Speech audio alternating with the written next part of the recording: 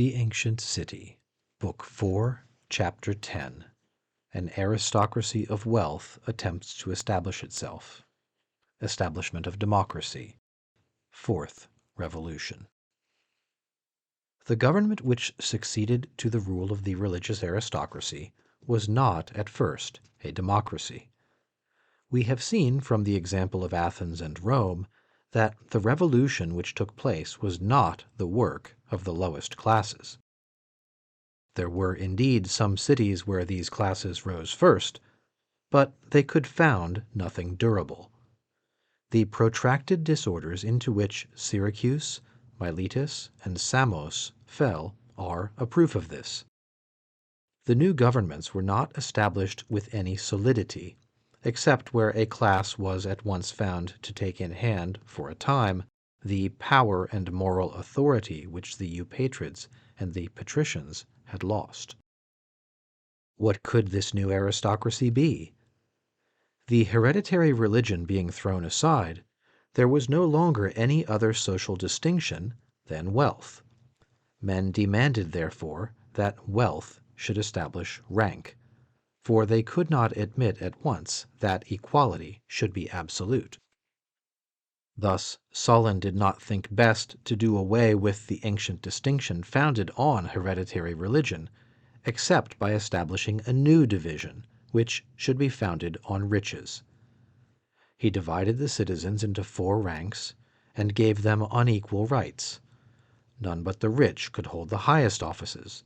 None below the 2 intermediate classes could belong to the Senate, or sit in the tribunals. The case was the same at Rome. We have seen that Servius destroyed the power of the patricians only by founding a rival aristocracy. He created 12 centuries of knights, chosen from the richest plebeians. This was the origin of the equestrian order, which was from that time the rich order at Rome. The plebeians who did not possess the sum required for a knight were divided into 5 classes, according to the amount of their fortunes.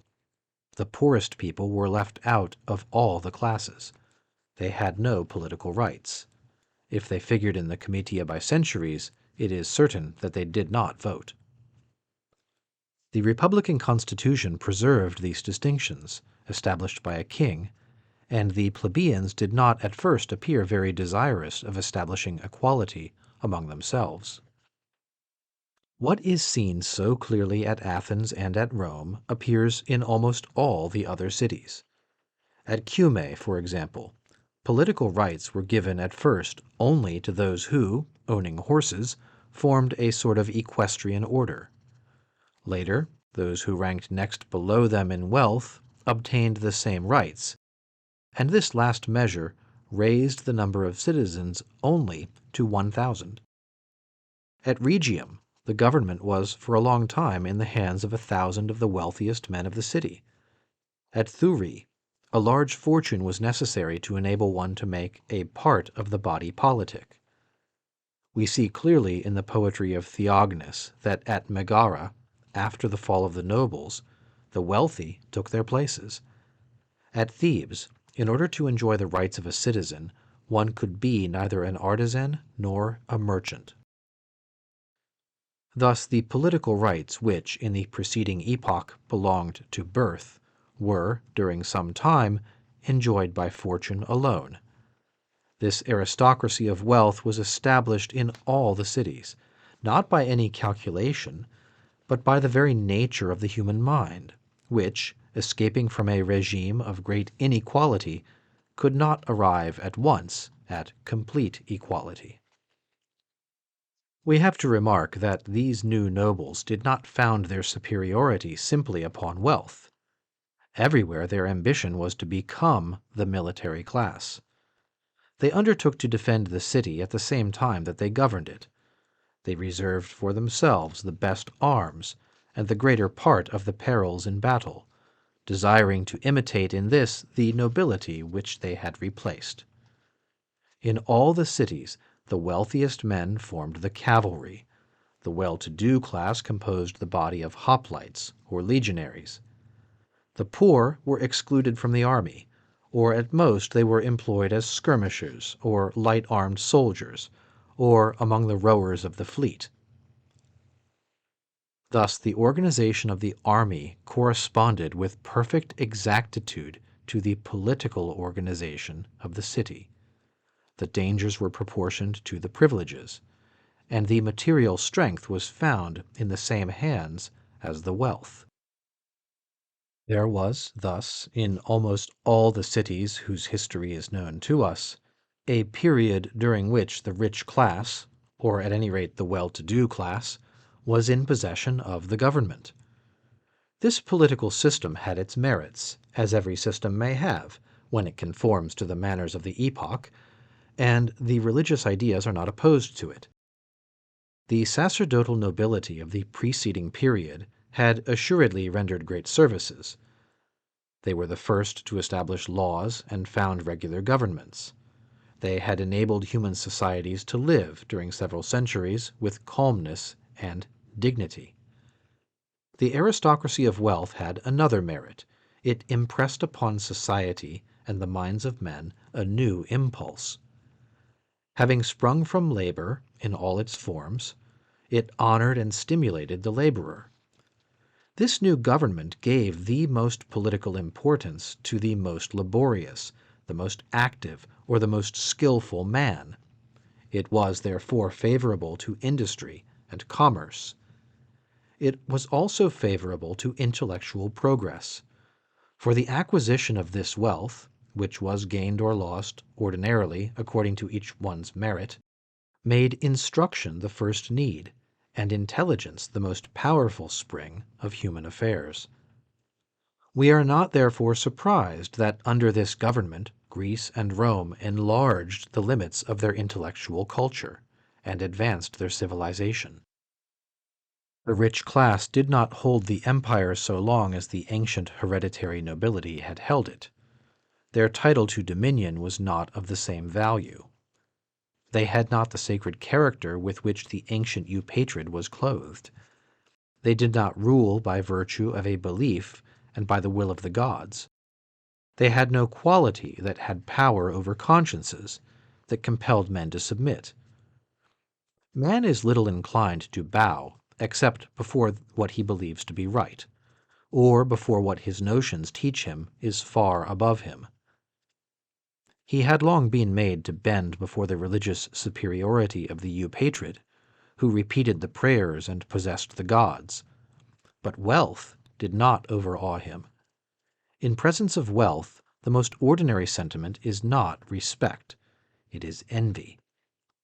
The political inequality that resulted from the difference of fortunes soon appeared to be an iniquity, and men strove to abolish it. Besides, the series of revolutions, once commenced, could not be arrested. The old principles were overturned, and there were no longer either traditions or fixed rules.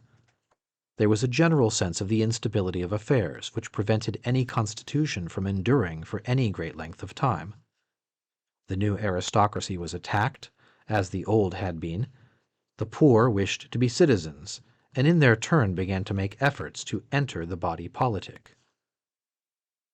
It is impossible to enter into the details of this new struggle.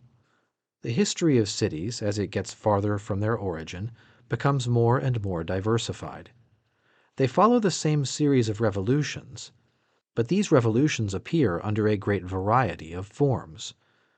We can, at any rate, make this remark, that in the cities where the principal element of wealth was the possession of the soil, the rich class was longer respected and held its dominion longer, and that, on the contrary, in cities like Athens, where there were few landed estates, and where men became rich especially by industry, manufactures, and commerce, the instability of fortunes sooner awakened the cupidity or hopes of the lower orders, and the aristocracy was sooner attacked.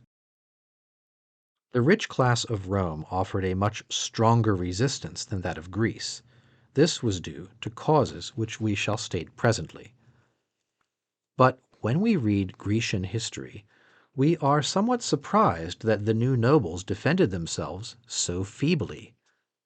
True, they could not, like the Eupatrids, oppose to their adversaries the great and powerful argument of tradition and piety. They could not call to their aid their ancestors and the gods. They had no point of support in their own religious notions, nor had they any faith in the justice of their privileges. They had indeed superiority in arms, but this superiority finally failed them. The constitutions which the states adopted would have lasted longer, no doubt, if each state could have remained isolated, or at least if it could have lived in peace. But war deranges the machinery of constitutions and hastens changes. Now, between these cities of Greece and Italy, war was almost perpetual. Military service weighed most heavily upon the rich class, as this class occupied the front rank in battle. Often, at the close of a campaign, they returned to the city decimated and weakened, and consequently not prepared to make head against the popular party. At Tarentum, for example, the higher class having lost the greater part of its members in a war against the Iapygians, a democratic government was at once established in the city. The course of events was the same at Argos some 30 years before.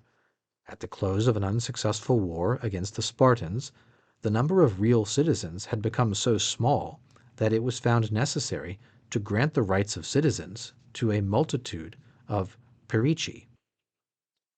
It was to avoid falling into this extremity that Sparta was so sparing of the blood of the real Spartans. As to Rome, its revolutions are explained in a great measure by its continual wars.